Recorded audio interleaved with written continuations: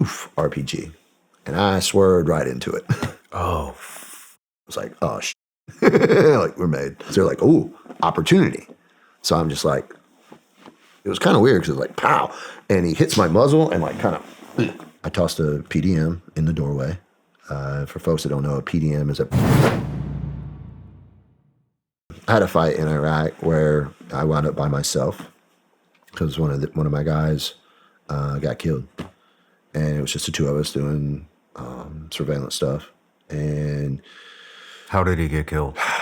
Round. Kind of sucked, man. We got made. We were pretty low profile, thought we were pretty good, but as we were leaving this neighborhood, one of the lookout type bad guys or whatever definitely made us, man. He did the double take, and it was like we got slowed down as we passed him, and it was like, oh shit. Like, we're made. And made the call. Hey guys, just FYI guys, we're compromised. We're RTBing, returning to base. All's cool. We pull out, went up, made a U-turn, and this dude comes running out with an RPG. And I'm already on the gas. I was driving. And probably 55, 65 mile an hour. And poof, RPG. And I swerved right into it. Took it in the hood, took it in the grill.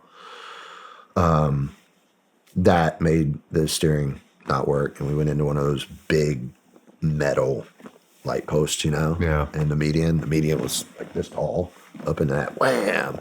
And, of course, on all those vehicles, we had the airbags disabled and all that kind of stuff.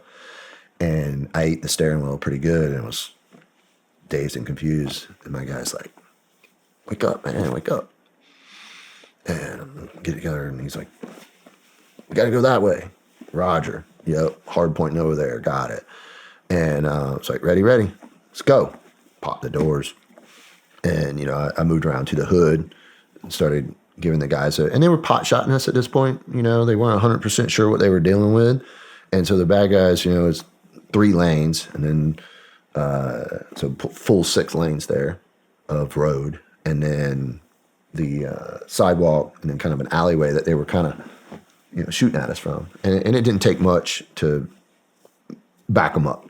They were just real uncertain with what they were dealing with. You know what I mean? They're like, what are these guys? You know what I mean? They knew that big bearded dudes in Humvees and MRAPs were not to be messed with. Those are scary guys. But they didn't know what we were in this sedan. They're like, what the? So anyway, it didn't take me but a few rounds into that fight to realize he had not come around the other side of the vehicle. Fuck. Yeah. And I'm like, I just kind of looked and I could see his legs still in the car. His door was open. So I ran around there and he was done. The round that went through him hit me in the back. And the only reason I know it was that round is because I had blood on my back. And I had no other time in this fight that I could have gotten blood on my back. The round went through him and hit me right in the back plate. So I ran around and grabbed him, and he had a Mark 46. And I'm dragging him, and as I round the car, his foot catches the muffler because I rounded the corner a little too short. And so I slipped and fell. So he's in my lap, and I'm looking, and here comes these dudes. They're like, oh, opportunity. So I'm just like, trying to give him a little love, push him back a little bit. I get back up, turn around, and, with his grabbing his armor and ran. Had to drag him over that median, which he was all hung up on. Across the lanes. There's traffic, man. There's people. And bullets are flying and, like, people. You know how, like, they're just, sometimes people would scatter in fights in Iraq, and sometimes they were just going about their business. Yeah. Like, gunfight, people, leave. Yeah.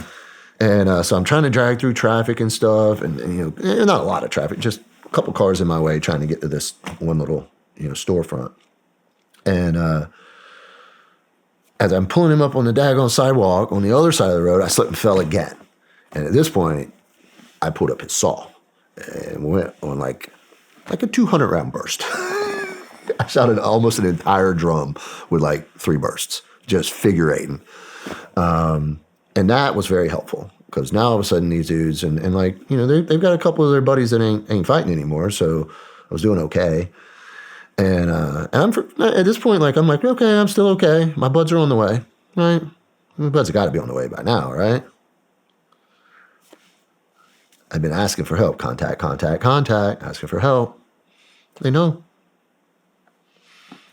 It wasn't until 3 or 4 buildings later that I realized I had also been shot in my fucking emitter.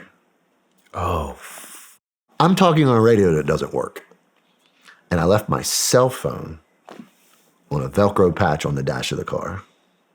Shit. So now I got no comms. And like I said, I'm still talking on the radio, asking for help, and, freaking, trying to give updates on my movements and stuff. And I get him in, and the store owner basically, in English, asked me, can I help you? And I'm like, please just leave. Just get out of here, bro. And so he took off, and I rolled up this dude in a carpet and stuck him underneath the stairwell. And I tossed a PDM in the doorway. For folks that don't know, a PDM is a pursuit deterrent munition. It's a little mine, if you will, that you pull a string or pull a pin on it, and I can't remember, 6 or 8 wires pop out of it, little trip wires. And so when someone comes after you, they trip it, it goes off, and ideally deters them from pursuing you. Pursuit deterrent munition. And threw one in the doorway, took a couple more shots, took off, and started bounding back, right? I took everything that I could off of him, his pistol mags. He didn't have any AR mags. And he had like a 100-round nut sack. It's a smaller sack for the saw. I took a saw, man, for at this point, I'm like, okay, right? I'm going to get up on the roof, make a call. Helicopters will be here in a minute. And so I went up on the roof, and it was a flat roof with no knee walls. Had my VS-17 panel out, and that is when I discovered my radio was making a lot of. It had some rattly pieces, and what it was, those radio holders that you fold down, like hinged. I was like, man, I must be on the wrong net. Something's wrong. So I'm like, I'm going to a different net, and I opened that up, and it was like, and I was like, ah, shit. The screen was blank. Funny thing was, that AK round is still in that emitter. I have it at home. I still have the radio. And that AK round is in the emitter. It did not go through and hit my plate. Wow. Who would have thought? Yeah. Our radios are ballistic, or at least in this case, mine was. Stupid stuff, right? I left my VS-17 panel on the roof because I started taking fire. And I was like, ooh. I jumped off the roof. It was like, basically, the roof I was on, second story, first story roof that was like this, but wasn't here. When I got up there, I didn't make a mental note that that part of the roof didn't exist. So I went running and jumped off thinking I was going to land on this and missed. All the way to the dirt, dude. 2 stories, And I was just like, oh my God, that hurt. Whew, got myself together. And I remember as I stood up, dude came running around the corner, like, maybe double the distance me and you. And I'm like on my knees, I'm starting to get up, and I look, and he runs, and he looks right through me. He's mid-20s. Looks, and takes off. And I'm like, his buddy runs up behind him, keeps going past the little alleyway, and I hear him hitting the brakes. He saw me out of the peripheral vision, and he came back and poked his head around the corner. So I dumped him. His buddy sees it happening, and I start to move to the corner, and we almost run into each other. He comes hauling ass around the corner, freaking, and I'm like, it was kind of weird because it was like, pow, and he hits my muzzle and like kind of like pushed him out of the way with it. Yeah. It's the weirdest shit. Back up, went in the building, so I was like, I need to stay off the streets. And it was getting to the point now, right, where like, I'm okay, you need to manage your ammo. And I'm like, okay, what are we going to do? No one knows where you're at. No one knows this is happening. Crap, right? So I'm like, okay, I'm going to the river. Haji can't swim. If I can get to the river, I'll swim down south, freaking get out the river and walk to the freaking airbase. I'll be fine. That was my best plan I had come up with. And it was not a bad plan. It would have worked had I ever gotten to the river. And so this goes on. This is June. It's hot, and I don't have any water. I got bad enough, probably about just over an hour into this, that I drank water out of a sink in Iraq. And I was like, well, hopefully I'll be home before this kicks in. I knew I was going to have the shits, right? I was like, well, but I was bad dehydrated.